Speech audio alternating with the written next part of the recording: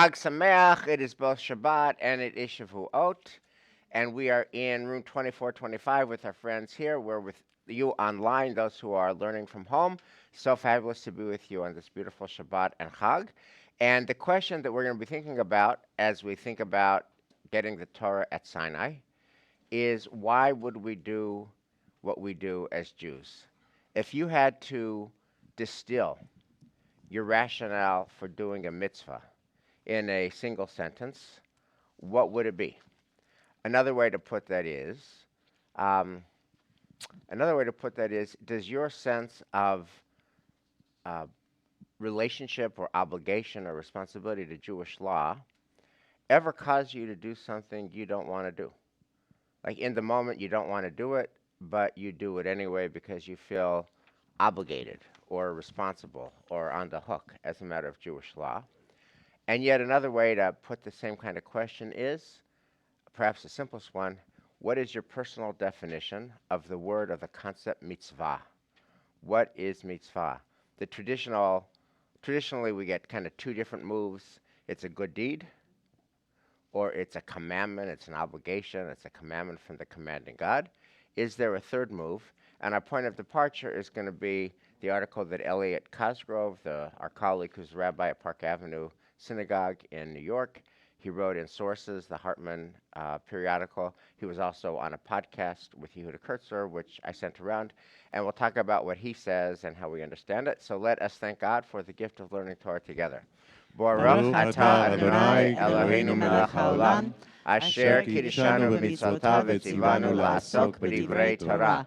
V'harevna Adonai Eloheinu et divrei Toratcha b'finu u'b'fi amcha beit Yisrael. ונהיה אנחנו וצאצאינו וצאצאי עמך בית ישראל, כולנו יודעי שמך ולומדי תורתך לשמה. ברוך אתה אדוני המלמד תורה לעמו ישראל. ברוך אתה אדוני אלוהינו מלך העולם, אשר בחר בנו מכל העמים ונתן לנו את תורתו. ברוך אתה אדוני נותן התורה. I know Pesach is over, but I want to bring four questions to this article. What question is he trying to answer? What question is Rabbi Cosgrove trying to answer? What is his diagnosis? What is his prescription? And do you personally agree with it? We're having a quiz. That's it. So what question is he trying to answer? What's his diagnosis? What's his prescription?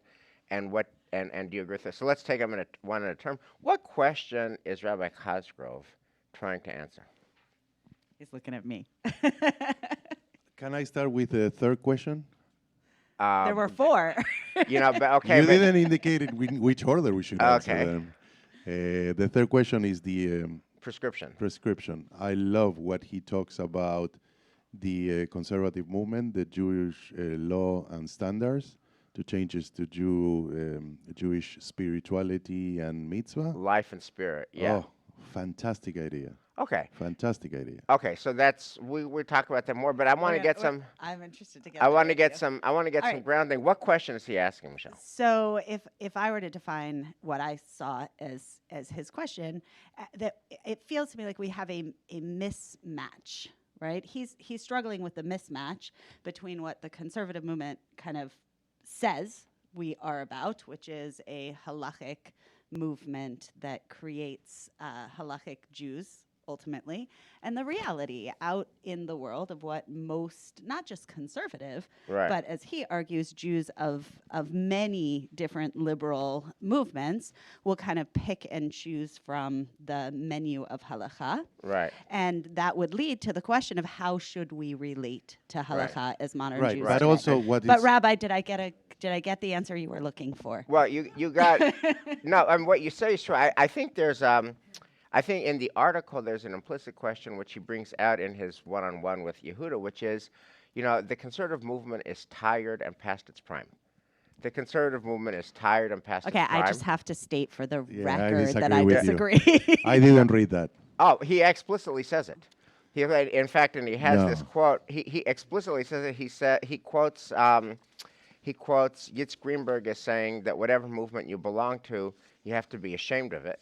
And Yehuda asked him about it, Right, But but and that's a he's not different. That's single a out. different He's statement. No, not but singling out the conservative movement. And by the way, what I take away from the article yeah, is that before its conception, the conservative movement was in a strange place well, okay, because with the Enlightenment and with the Haskalah, right, we started living Jewish lives that not even the conservative movement right. could resolve. But I think here's my take, and we don't have to dwell on this at length. But just I think the meta question he's asking is why is the conservative movement not in a golden age?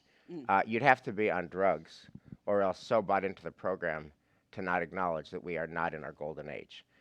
And there was a golden age, which was when Rabbi Chill was, in my father-in-law in the mid 20th century, the 50s and 60s, post-war. If you talk to a historian of American Judaism, talk to Jonathan Sarna, they would say the 50s, the 60s were the golden age of conservatism. That's when big cathedrals were built. That's when big synagogues were built. And his analysis, and he says this explicitly in the one-on-one with Yehuda in the podcast, is at that point you have a generation of Jews, our parents and grandparents, who really got Judaism, but didn't get America. And the job of a Rabbi Chill or my father-in-law was to teach um, to teach Judaism to people and to teach America, like what you could be an American Jew, a Jewish American, and all work together, to people who really kind of were versed and steeped in Jewish tradition. And he says, and explicitly, that in our time, all of our congregants get America. They all get America. But what they don't get is Judaism, and they're not so interested. And so the question that and then he says explicitly, the Jews I serve are not halachic Jews, living lives bound by Jewish law. And he says over and over again, Jews for whom Jewish practice is episodic, opportunistic, and located predominantly in life's poetic moments, births, deaths, and festivals. In short, their mitzvot are volitional lifestyle choices, not commanded deeds, existing within the totality of a halachic system. And so I think he's contending with the fact that we should give some attention to the fact of why do Jews do Judaism, and the movement of which he's a part should be intentional about it and offer up a rationale to our people. And I think that's what the hope of So, sprucing Wes, up the let me movement. ask you a Yes. question. You have a lot of experience because of your very close relationship with your father-in-law. Did he ever tell you that at some point conservative Jews were more halachic? Well, that's definitely not. There's a he has a colleague named Mordechai Waxman, who is a very famous rabbi in New York. He's such a famous rabbi that the synagogue, which he was at for like 50 years or his whole lifetime, is named Waxman Way. And my father-in-law once asked Rabbi Waxman, after 50 plus years in the rabbinate, could you distill conservative Jews and Judaism down into a single sentence? And Rabbi Waxman of Rabbi Waxman Way said, conservative Jews don't like going to shul. And that, conservative Jews don't go to shul.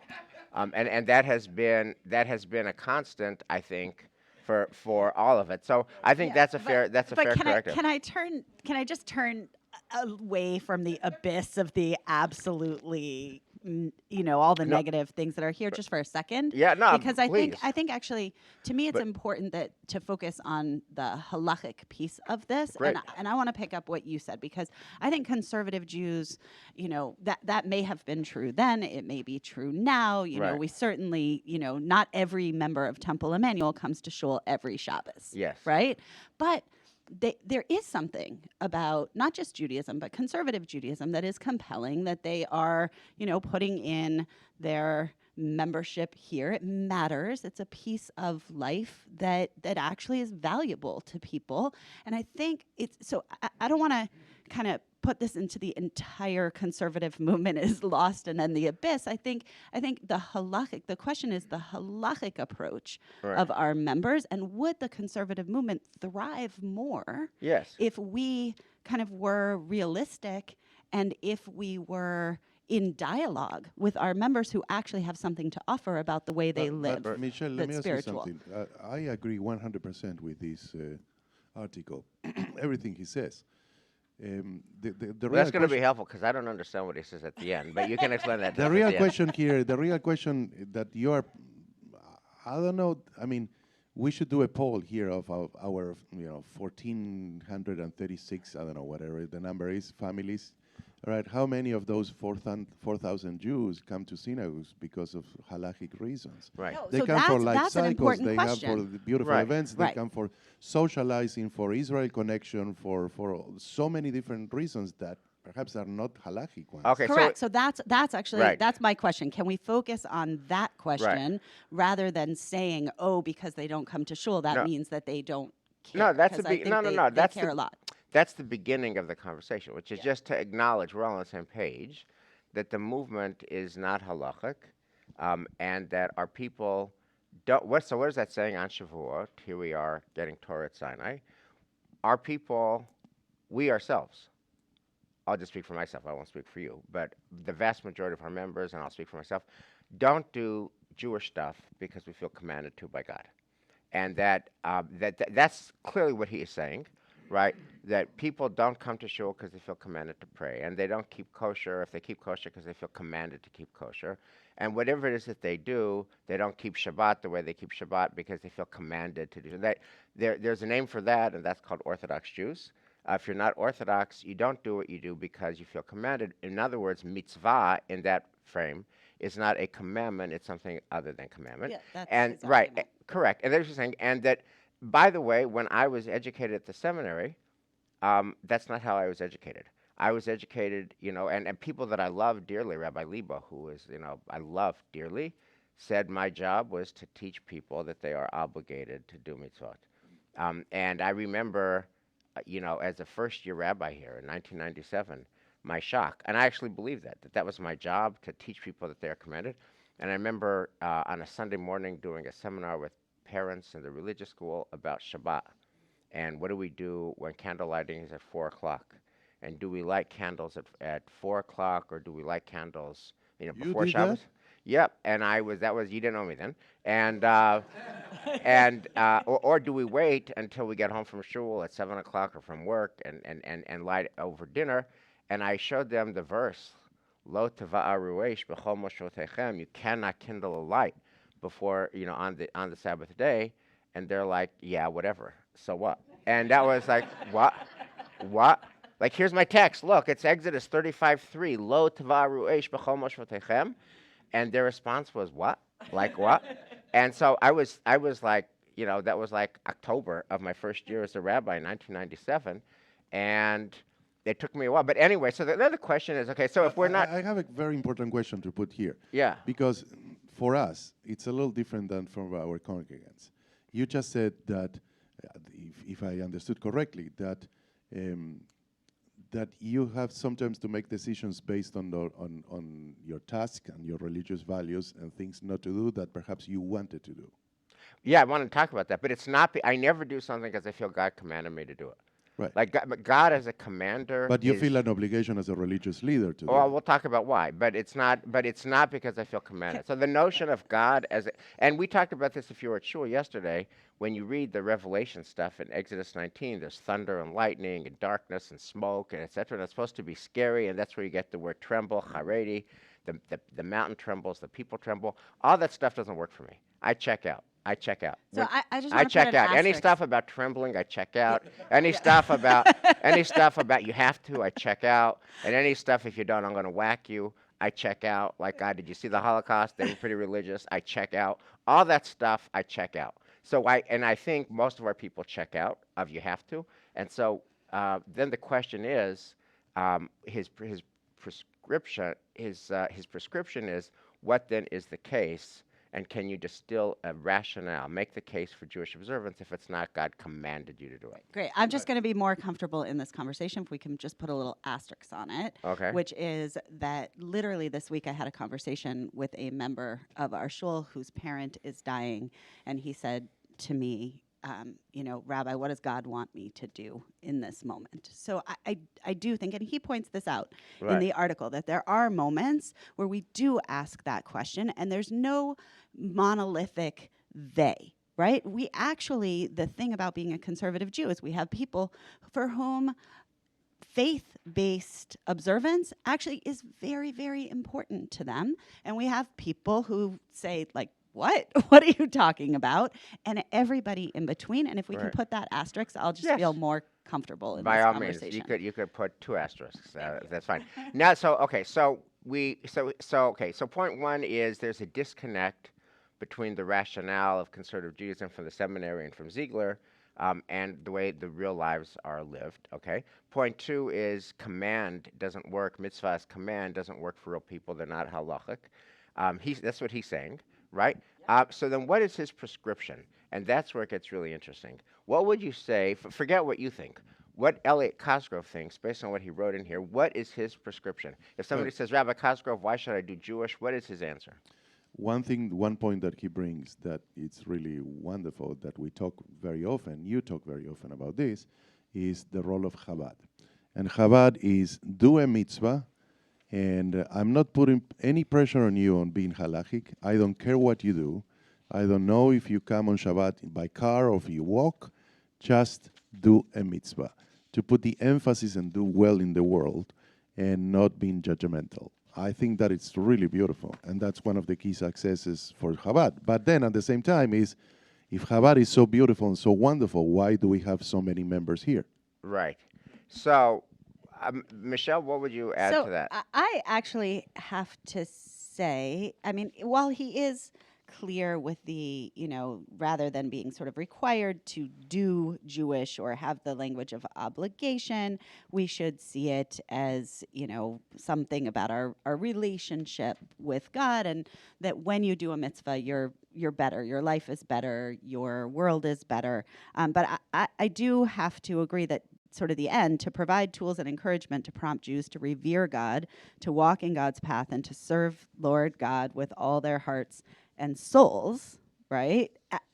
So I guess at the end, I agree with you. I'm not entirely sure how that differs from saying we should be halachic, other than it feels a little more spiritual. Yeah. So, just let me just read to me the key line, and actually, if you look at the title of Yehuda Kurtz's Hartman podcast, it's about commandedness. Yehuda's frame, Yehuda takes this last paragraph and says that Eliot is making the case for commandedness. And in a way, he kind of sort of does. He says, I'll just read this. This is the penultimate paragraph on page 18. I'll just read it. I find this murky.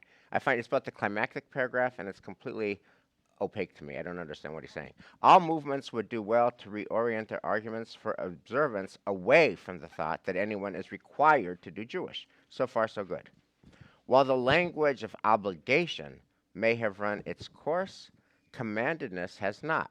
I don't understand that. Like, what is that? Okay, and then he says the performance of mitzvot as an expression of service to God remains a powerful driver for Jewish practice. Compelling as nostalgia may be, it does not assure the Jewish future. In the words of the late conservative rabbi and scholar Arthur Hertzberg, a community cannot survive on what it remembers. It will persist only because of what it affirms and believes. So what is he saying? What is that key line? While the language of obligation may have run its course, and his whole piece until now is obligation has run its course, commandedness has not. What does that mean? So to me, it was kind of it was a marketing campaign for obligation, right? In the sense that So he's saying you are obligated. was saying that ultimately, right, if you want to serve God, walk in God's ways, we've got this Torah, we have a responsibility, not just because we're nostalgic about it because our ancestors did it, but actually because we have a relationship with Torah. It's Shavuot right now, right? Right. We receive the Torah again in every generation. But I mean, does anything come... But it needed a if- marketing campaign. But wait a second. Let's talk about terminology. I'm an expert in English language here. So, obligated and commanded. Well, what's? I mean, you are mostly obligated because somebody commanded Right. to do it. Right. So it's this was the part of the piece where I felt like he was trying to come back and sort of Right. reconcile and give us something that we could hang our hat on, but he's not quite ready to let Right. go of the idea of a commanding God. And I have to agree, I stand with that struggle Enjoy. because I think Enjoy. no, because I think that that Judaism, that to read our sacred texts as we do Right. on this holiday and to engage with God without the concept of a relationship with God where God can tell you, do this, it's what's right for your life. Maybe you're not going to do it, right? Right. Maybe So, you're going to say, Rabbi, I'm going to do it in Right. this Rabbi way, Robinson, not let me that ask you a way. question. But You and I weekly lead Shabbat Alive services. yes, All we right? do. And let's take the case of Adonai Malach. Okay? Mikolot Ramaim Rabim and all that beautiful Love that. poetry that Wes loves. Yes. When people close their eyes when we are singing that, Yeah. do they close their eyes, A, because of the words, or B, because of the melody and their spirituality that that melody brings? Yes. Right? Yes, some what? people one and some people Yes, the other, what? and some Yeah. people for some prayers We're- and some people for the others. I mean, yes. I think you're All a the little reasons. generous with your Well- A question, A All answer. the So- reasons. Anyway, here's what I want to hear from you, Dan, but just to bring this to a close, and then I would love to invite our friends to share. I mean, Um, close. This yes. is so fun. Yes. I want to talk more. Elliot's piece, I think, raises the question very well, and it's very helpful to hear him say that people don't really ask him questions about Jewish law, other than occasionally, can I eat this or that new food for Pesach, or my loved one died, how long should I say Kaddish? But beyond Pesach questions, which are fewer and farther between, and how long do I say Kaddish for, etc., or when do I start dating Kaddish? Those very technical questions, people don't ask halachic questions. It was comforting, reassuring to hear that our experience is reflected in the world at large, and his sense that people don't respond to commandments. So I get all that. I don't get his solution. It was murky to me. So I just want to bring in Harold Kushner's piece, because Harold Kushner wrote a piece in 1997, which raises the same issue. And he said it, 30 years ago, 25 years ago. And his answer is something that I can work with, which is, and I want to come back to the question of, do you have an elegant thesis that is in a statement, a sentence or two, that can explain why you do what you do, and which then raises the question of what is a mitzvah, and then which raises the question of, do you ever do something not because you want to in the moment, but for some larger purpose? Okay? Here's Harold Kushner's answer in 1997. He also says we don't do command. He also says we're definitely not halachic. He also calls the conservative movement in 1997 and says, stop saying you're halachic, because to say you're halachic when nobody is halachic, even our rabbis aren't halachic, certainly our lay people are not halachic. This is Harold Kushner in 1997, is to create just dysfunction in our movement. We're never going to thrive if we're broken at the foundation. And we're broken at the foundation if we live with the lie and the illusion that we're halachic where nobody is. So he says that in 97, and he says, Rabbi Kushner, may he rest in peace, says, here's why we do what we do, because doing a mitzvah adds holiness and consequence to our life.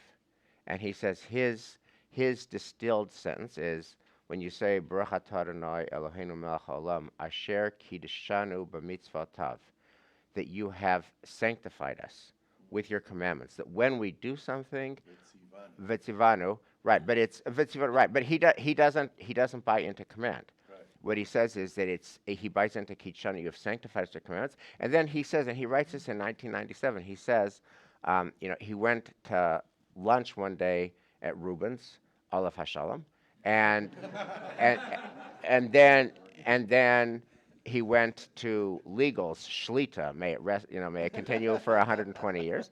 And when he was at Reuben's, and he could eat anything on the menu, versus when he was at Legal's, and he had to figure out he can have this, he can't have that.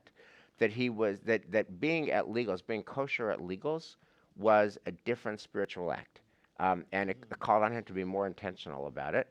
And he says that the reason for mitzvot is they add holiness to our lives, and who chooses? We get to choose. We get to choose, and therefore we should always be intentional about what we're doing. So we have to make the case every day with every mitzvah, but that's honestly the real deal. And I find that that's a prescription I can live with. Yeah, I think it's really interesting that the mitzvah, the bracha that you just quoted, that has in it, right, Kiddishanu, to make us sacred and holy, and Vitzivanu, that there's Right. a play between the two of them. And I think that's a play. I mean, when I look at the conservative movement, one of the things that I've always understood is that we work with the halachic system, keeping kosher, in order to make both of those statements true, that we're both making our own lives holier doing it, and that we have some sort of relationship with God that we are trying to reach for and fulfill through the observance of the mitzvot that we get in the Torah. So like you know, eating kosher at all. I think I agree with Wes in this, and I disagree with you, Michelle. Cool. So, how many times can you hit your head against the wall? You are trying to say that you should continue putting the emphasis on being halachic Jews, and the history of American conservative Judaism shown you the opposite. By the but way, I think that there's a holiness that is inherent, right? Not in saying to somebody you should do this halacha, right? That is broken. The first what is it, 5 page? No, Right. many more pages than that. The first, Right. like 3/4 of his piece are all about the brokenness of the answer that you should do this because God tells you to. That's Right. not, that message is not received. Right. But when you pair up Kiddushanu and Vitzivanu, then you get something that says that in doing this, you are both seeking a relationship with God and making your own life more impactful, Right. more holy, more connected. And and I I think just- people do okay, resonate so I have with one that. takeaway from this article is what I said at the very beginning. The idea that the conservative movement to change the name, rename the Committee of Jewish Law and Standards to Committee of Jewish Life and Spirit. Could you say more It's about that? lovely. Because yeah, I mean that is obviously that's on page 18 as well. What do you ascribe the significance of that to be? The Remember we conservative used to- movement should we- be Committee on Jewish Life and Spirit instead of Law and Standards. What do you make of that? We used to have, remember that for Right. generations we had a ritual committee at Temple Emmanuel, but Right. then it became the ritual life, Jewish Life the Committee, Jewish right. Life Committee. So we did make that move. In other words, making our Jewish tradition, more accessible. Yeah. I think that that was the function of it. But anyway, So yeah. Dan, what could you- I love the comment that he makes about that Asi Schwartz, the most spiritual candle in the world. That West, this is really important. Yeah. That he says that somebody would criticize him for skipping Geshem one stand and then go and play golf in Shabbat afternoon. So Right. it's Yeah. Dan, could you just Dan, we haven't heard from you yet, so would love. I want to just step back and ask you, Dan. Why do you do what you do as a Jew? And can you summarize it and can you give us a distilled case why you do Jewish living the way you do? And does it ever require you to do stuff that you don't want to do? Or do you ever do stuff, do you choose to do stuff you don't really want to do because you're committed to some larger vision? Yeah, I think I'm an outlier. I actually believe in commandedness, and I actually believe in trying to be as halachic as possible. When I meet with my b'nai mitzvah for the first time, the first discussion I have is, you're becoming bar or bat mitzvah. What does mitzvah mean? And they always come up with good deed. And I always say, well, the example I give is, the Boy Scout helping the old lady cross the street. And I said, but that's a choice. The Boy Scout can say, I'm going to be late for school if I do that, so I don't have to do that. But I said, as a Jewish person, we are commanded to help people. The idea of that mitzvot are not necessarily good deeds in and of themselves, although most of them are, and many of them are. But many of them are actually for our own sense of self-spirituality, and also for our own sense of connectedness to the Jewish people. And the way that we are connected to the Jewish people is by doing those things that God asks of us to do. So that's the first conversation I have with B'nai Mitzvah, and I believe that too. And do I do things that as a Jewish person that I don't want to do? For me personally, the answer is no. Everything that I do in terms of Jewish ritual is something that I want to do, and I believe that not only am I commanded to do it, but as Michelle so beautifully pointed out, Kiddushanu, that it sanctifies my life, and by helping to sanctify my life, I try to hope to be a role model for other people to see that doing the mitzvot actually is an elevating moment. Dan, can I ask you a question? Do you as you assess our community, and you've been here 30, how many years? 30, Something like that. 30 more years. Do you believe that sensibility of is broadly shared, or do you find that a minority position? Yeah, I think it's definitely a minority position, and even 30 years ago, I think it was actually already becoming more of a minority position. So then let me ask you this question, my dear friend Dan Essen. Does it create kind of an existential state of loneliness that you're practicing out of a framework of commandedness, that you're obligated, you're commanded, and so few of the people in our community feel the same way? No, I don't. I don't feel I don't feel that loneliness. I feel that it actually gives me a bigger opportunity, a larger, broader opportunity to try to bring people closer to our tradition by either by doing what I do or saying what I say. One last Can I- question, Dan Essen, and then I'll be quiet here. Have you ever had any success in changing somebody's point of view? That is, somebody who says a mitzvah is a good deed, and because of the work or the teaching or the example you set, they come around to a different point of view. Yes. Yes. Yeah. I Wow. can. Can you Yeah, share the formula? there's no formula. Just occasionally, it just resonates with people. Okay. So. Can I answer the first question you Yes. asked then about loneliness? If I'm going to be honest, I'm going to say that yes, I feel very lonely at times, very lonely. I I've been blessed with a good group of friends. They are all Argentinians. None of them are kosher. None of them are kosher. Some of them are Jewish, some others that don't. And we have this tradition that once a month we go and have dinner together. We go to a restaurant and have dinner together. And they have pork, and they have meat, and they have chicken with cheese, anything they want. And I always go for the fish or the pasta section. And I feel very lonely about that. Or for example, one of my closest friends, he was they granted him the professor status at BU, and he did like a barbecue at home to celebrate. And then he says, "I know you eat kosher, so I bought specifically some beef, kosher beef at the butchery, for you." And I'm the only one doing that, so I feel very lonely.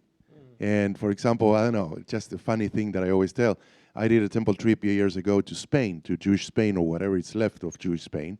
And they didn't have the better idea that to put us in a hotel next to the Museum of Ham. Museum of Ham in Madrid. Seriously, I'm not joking. Museum of Ham. So you would walk, take any tours, and go back to the hotel and walk by the ham hanging like this. The huge hams hanging like that. And how did that make you feel? Right. It makes me feel wonderful. And so many times I feel very lonely. Very lonely. No, not in synagogue life, but outside synagogue life. In the things that I need to choose to do because I'm obligated or mandated because not only my religion but also my profession.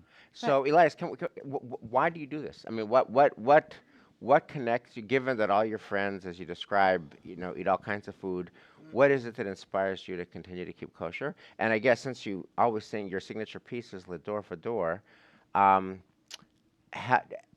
is the rationale that persuade you to keep kosher? Or is it going to persuade Mikey and David? Mike is the kosher police at my house. He's been so radical. So he's like Froome, and David is in the opposite side. And it's fabulous to see the interaction of the two of them. But yeah, we have a kosher home, and not only that, we go every time we go outside. The four of us eat kosher, but it's always a struggle because I grew up in a culture. It's funny enough, Argentinian Jews are the reverse of American Jews. They go to synagogue all the time. You see synagogues that are full of people. Outside, ham everywhere, everywhere. They go after Shabbat. They go to have dinner at the restaurant. They eat ham. So it's crazy, right? But so even when I go to Argentina, I visit my friends. I visit my family. They are non-kosher, all of them. So again, what is it? Why do you keep kosher? I'm a Chazan. In a conservative synagogue? Or, So, so but is it does it ring the bell? no, no, but no, but so are you doing it? Hello? Yes.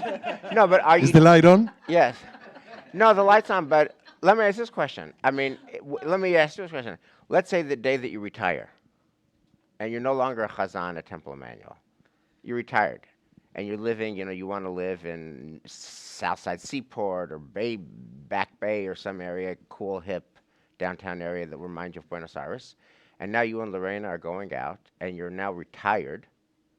Would you? And now you don't have a union card to punch. Would you still keep kosher? As a good Jew, I'm going to avoid the answer, and I'm going to say I'm never going to retire. Amen, amen, amen. Michelle, you were going to ask. That's good news for all of Elias, us. Yes. Elias, stop hamming it up today, okay? Yes. Well, in our last few minutes, I want to just ask you, and then we'll open it up.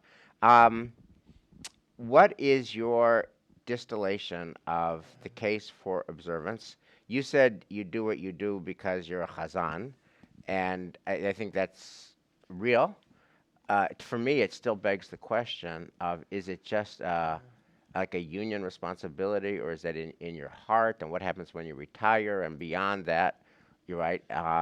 But I'll go with that. Michelle and Dan, what's your case for why you do what you do as a Jew?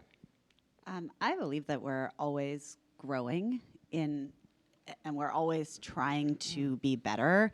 Our ancestors left us a playbook. They left us a technology for how to live a good life, and that comes through with the Torah, that comes through with the mitzvot.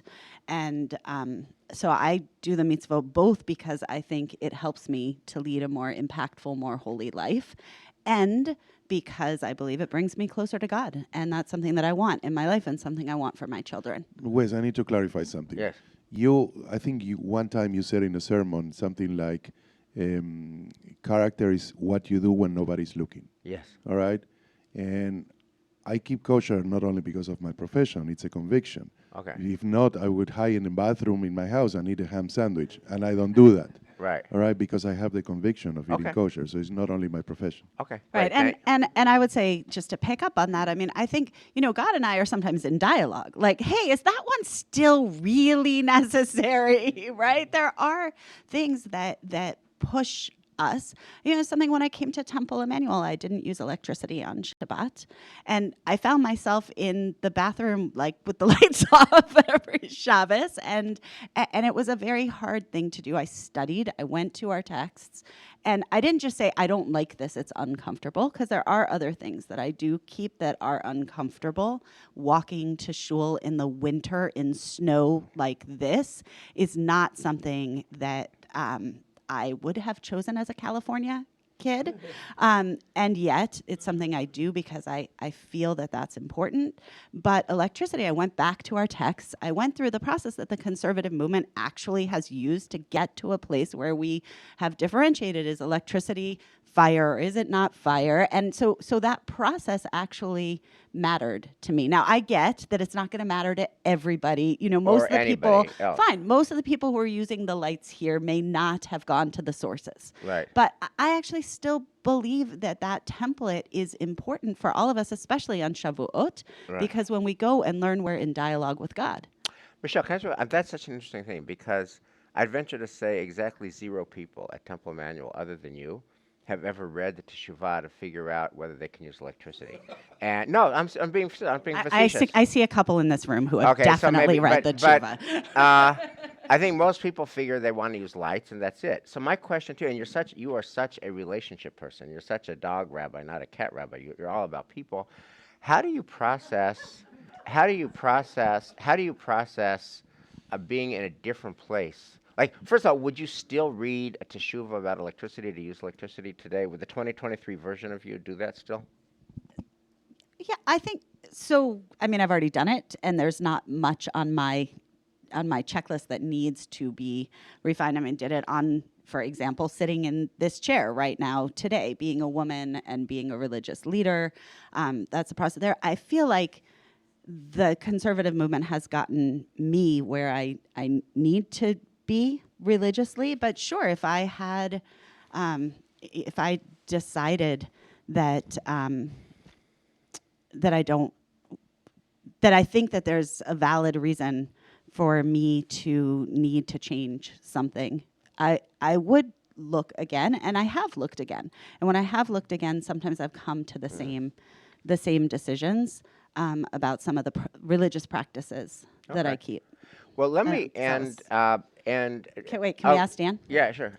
Yeah, I mean, I- I'm actually with Michelle about looking at sources because, even in our age of being digital and getting digital right, one of the things that we did was we actually looked at various teshuvot and find that we have examples from the Talmud, about things like that. Love you, So Dan, but exactly the opposite is the case. When the pandemic happened in March 20, we just said, Brian and David, can you put on the live stream 24/7? And they did.